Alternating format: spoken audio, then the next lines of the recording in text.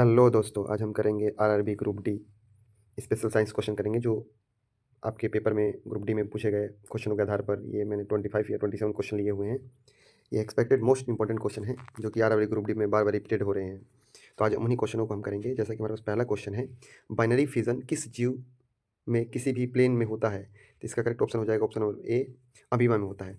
तो क्या होता है, अमीबा एक सिंगल सेल ऑर्गेनिज्म है। इसमें बाइनरी फिजन किसी भी प्लेन में हो सकता है जिसमें दो डॉटर सेल होते हैं। जैसे कि आपको पता है कि अमीबा का कोई शेप नहीं होता है, ये किसी भी शेप में होता है। इसमें एक न्यूक्लियस रहता है और बाकी जो ये अपने आप को क्या करता है, ये डॉटर सेल में एक मदर सेल होता है। मदर सेल क्या करता है, डिवाइड हो जाता है डॉटर सेल में।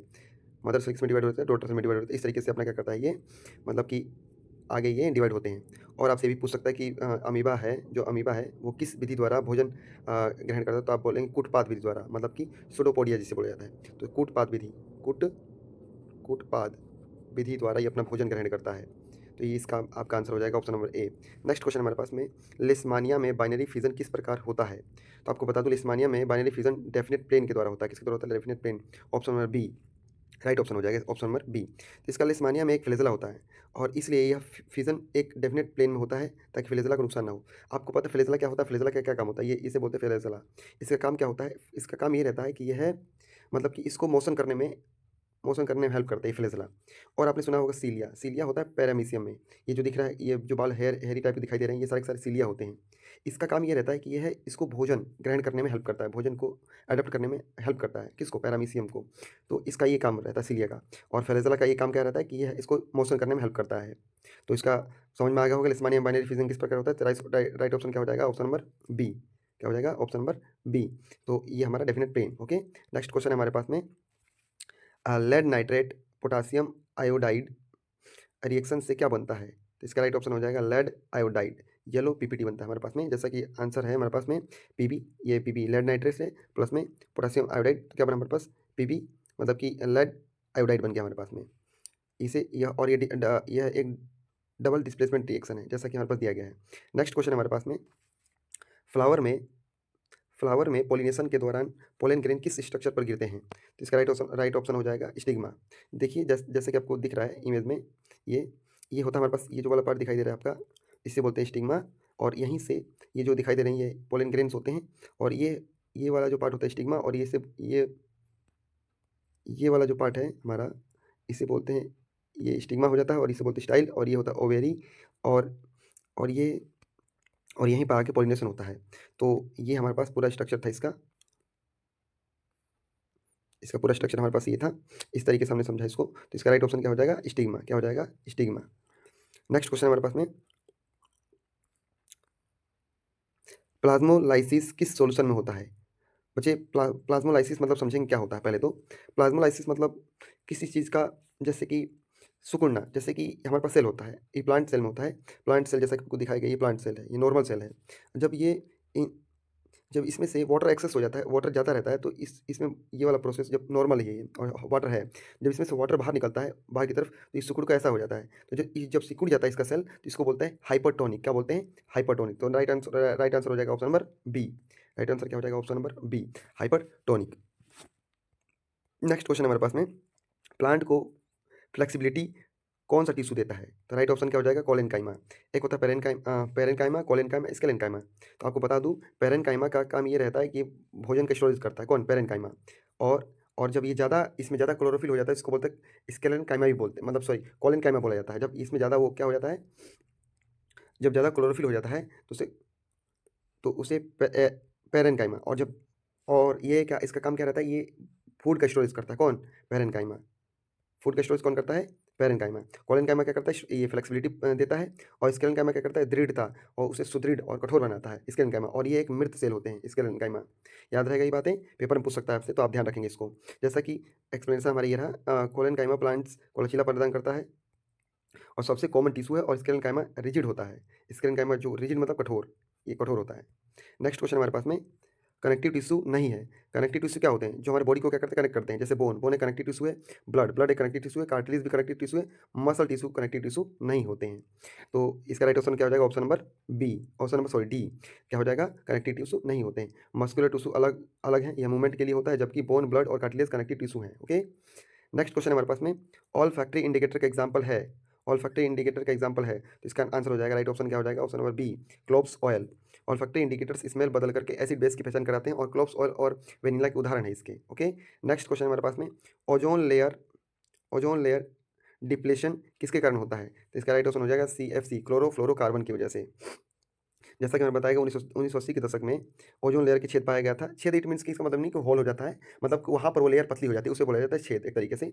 जो रेफ्रिजरेटर में हम यूज़ करते थे CFC कार्बन, अब इसे बंद कर दिया गया, अब तो इसकी जगह हम कुछ और कौन दूसरे गैस का यूज़ करते हैं। नेक्स्ट क्वेश्चन हमारे पास, फ्रेगमेंटेशन से कौन सा जीव प्रजनन करता है, तो राइट आंसर हो जाएगा स्पायरोगाइरा। स्पायरोगाइरा क्या होता है, देखिए स्पायरोगाइरा एक एल्गाई होता है और ये पानी में फ्रेगमेंटेशन करता है, रिप्रोड्यूस करता है, और यानी शरीर के टुकड़े अलग अलग होकर नए जीव का बना लेते हैं। तो इसका राइट ऑप्शन क्या हो जाएगा, option number B, spirogyra. Next question हमारे पास में, एथलीट त्रिज्या r वृत्ताकार पथ पर t सेकंड में चक्कर लगाता है, जबकि चाल क्या होगी, तो हमें पता है ना बच्चे, हमें पता है स्पीड इज इक्वल टू क्या होता है, speed is equal to distance upon में टाइम होता है। तो डिस्टेंस क्या हो जाता है, सर्कुलर पाथ पे कवर करते, तो सर्कुलर पाथ के सर्कमफ्रेंस ऑफ सर्कल क्या होता है, परिधि क्या होती है, 2πr होता है ना। और टी टाइम में बोला तो टी टाइम हो जाएगा टी, तो राइट ऑप्शन क्या हो जाएगा, option number B, 2πr upon में टी। ओके, नेक्स्ट क्वेश्चन हमारे पास में, सॉलिड सॉल का उदाहरण कौन सा है, तो इसका राइट ऑप्शन हो जाएगा मिल्क ग्लास। क्या हो जाएगा, मिल्क ग्लास। सॉलिड सॉल एक कोलाइडल जिसमें सॉलिड प्लस सॉलिड होता है, इसका उदाहरण मिल्की ग्लास और कलर्ड जेमस्टोन हो जाएगा। ओके, नेक्स्ट क्वेश्चन हमारे पास, कोलाइड से पार्टिकल को अलग करने की विधि कौन सी है, तो कोलाइड से अलग पार्टिकल करने की विधि कौन सी है, सेंट्रीफ्यूगेशन होता है। कोलाइड पार्टिकल्स बहुत छोटे छोटे होते हैं, फिल्टर से नहीं निकलते, उन्हें अलग करने के लिए सेंट्रीफ्यूगेशन मेथड का प्रयोग किया जाता है। ओके, नेक्स्ट क्वेश्चन हमारे पास में, लाइसोसोम को सुसाइडल बेग क्यों कहते हैं, तो सेल का पावर हाउस कौन है बच्चे, लाइसोसोम को सुसाइडल बेग कहते हैं, तो पावर ऑफ द सेल किसे कहते हैं, पावर ऑफ द सेल किसे कहते हैं, इसका राइट आंसर क्या हो जाएगा, माइटोकॉन्ड्रिया। माइटोकॉन्ड्रिया को पावर ऑफ द सेल कहते हैं, power house of the cell कहते हैं। क्यों कहते हैं बच्चे, क्योंकि यहाँ माइटोकॉन्ड्रिया में जो रिएक्शन होता है वो एरोबिक रेस्पिरेशन होता है। एरोबिक रेस्पिरेशन मतलब ऑक्सीजन के O2 के प्रेजेंस में रिएक्शन होता है। यहाँ पर बच्चे होता क्या है रियलिटी में, यहाँ पर ये होता है कि यहाँ पर जो हमारा जो 18 ATP बनता है हमारे पास में, दो 1 यहाँ पर जो हमारे पास जो एनर्जी मिलती है हमें ATP की फॉर्म में एनर्जी मिलती है, और यहाँ पर जो एनर्जी मिलती है हमें ऑक्सीजन, वहाँ पर जो रिएक्शन होता है माइटोकॉन्ड्रिया में रिएक्शन जो होता है वो ऑक्सीजन के प्रेजेंस में होता है। और यहाँ पर 36 ATP बनते हैं, 36 ATP बनते हैं ऑक्सीजन के प्रेजेंस में, 2 ATP बनते हैं एनारोबिक रेस्पिरेशन में, मतलब बिना ऑक्सीजन के प्रेजेंस में। तो दोनों मिला करके हमें टोटल 38 कितने, टोटल 38 ATP मिलता है हमें। ठीक है, तो ये हमारे पास यहाँ पर रिएक्शन होता है ये वाला, तो यहाँ पर इस तरीके से मिलता है हमारे को। तो इस राइट ऑप्शन क्या हो जाएगा, option number B, mitochondria. Electrolytic refining किस मेटल के लिए होती है, तो इसका राइट आंसर क्या हो जाएगा, कॉपर। इलेक्ट्रोलाइटिक रिफाइनिंग किसके लिए होता है, कॉपर के लिए। इलेक्ट्रोलाइटिक रिफाइनिंग मेटल को प्योर किया जाता है, जैसे कॉपर, जिंक, टिन, निकल, सिल्वर, गोल्ड आदि या मेथड का प्रयोग किया जाता है। ओके, नेक्स्ट क्वेश्चन हमारे पास में, कार लिखा है बच्चे, कार विरामा से चलना शुरू करती है, मतलब कि यू क्या हो गया, 0, प्रारंभिक वेग 0 है ना, और टी क्या है, टी 0 सेकेंड, और एक्सेलरेशन 2, तो फाइनल वेलोसिटी क्या हो जाएगा। अगर बच्चे हमारे पास A2 दिया हुआ है और फाइनल वेलोसिटी मतलब V पूछ रहा है, तो मुझे पता है, हमें पता है ना V इज इक्वल टू क्या होता है, U प्लस AT होता है, V प्लस UT। तो यहाँ V हमें फाइंड करना, तो U क्या है 0 और A क्या है 2, A क्या था हमारे पास में 2, और टाइम क्या था, टाइम हमारे पास 10 सेकंड, तो मल्टीप्लाई करो तो 20 मीटर पर सेकंड हो जाएगा आंसर, ऑप्शन नंबर बी। इसका राइट आंसर क्या हो जाएगा, option number B. Next question हमारे पास में, पानी में फैले चॉक पाउडर के कण किस प्रकार का मिश्रण बनाते हैं, तो राइट आंसर क्या हो जाएगा, सस्पेंशन। क्या हो जाएगा, सस्पेंशन। जब चॉक पाउडर पानी में नहीं घुलता और पार्टिकल सटल हो जाते हैं तो ये हेट्रोजेनियस मिक्सर और ये सस्पेंशन कहलाता है।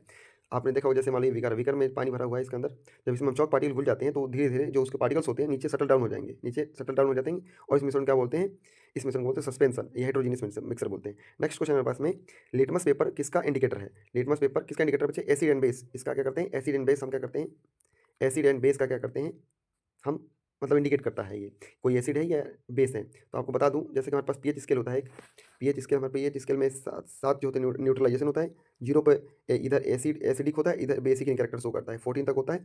ठीक है, नेक्स्ट क्वेश्चन हमारे पास, फिनोल्थलीन किस मीडियम में पिंक कलर देता है, तो आपका राइट आंसर हो जाएगा बेसिक कलर में, बेसिक मीडियम में ये पिंक कलर देता है। ओके, नेक्स्ट क्वेश्चन हमारे पास में, क्लोव ऑयल किस प्रकार का इंडिकेटर है, तो clove oil all factory indicator है। क्या है, ऑल फैक्ट्री इंडिकेटर, जैसे कि हमने अभी नेक्स्ट ऊपर वाला क्वेश्चन किया था। नेक्स्ट क्वेश्चन हमारे पास, वेनालीन किस प्रकार का इंडिकेटर है, ये भी क्या है, ऑल फैक्ट्री इंडिकेटर है। नेक्स्ट क्वेश्चन हमारे पास में, कार विराम से चलना शुरू करती है, क्या करती है? विराम से मतलब यू क्या हो गया? 0 प्रारंभिक वेग 0 टी क्या हो गया? 10 सेकंड और ए क्या हो गया? 2 ये थोड़ा रिपीट क्वेश्चन हो गया बच्चे। नेक्स्ट क्वेश्चन हम करेंगे। नेक्स्ट क्वेश्चन है हमारे पास में ये भी रिपीट क्वेश्चन हो गया। हाँ, पानी में ये हमने जैसा कि हमने अभी ऊपर किया था इसको, ये रिपीट क्वेश्चन हो गया हमारे पास में। ये थोड़ी मिस्टेक हो गया हमारे से। नेक्स्ट क्वेश्चन करेंगे। लिटमस पेपर एसिड बेस वाला ये भी हो गया हमारे पास में। फिलोथेरेपी बेसिक होता है, ये भी हो गया हमारे पास क्वेश्चन। तो नेक्स्ट क्वेश्चन ये भी हो गया हमारे पास क्वेश्चन ऑल्फैक्टरी वाला। तो यहाँ पर हमारा जो हमने जो क्वेश्चन किया अभी हमने, ये सारे हमारे साइंस के स्पेशल क्वेश्चन थे। ग्रुप डी आरआरबी में बार बार पूछे गए क्वेश्चन थे। अगर आपको वीडियो पसंद है तो लाइक करें, सब्सक्राइब करें। धन्यवाद।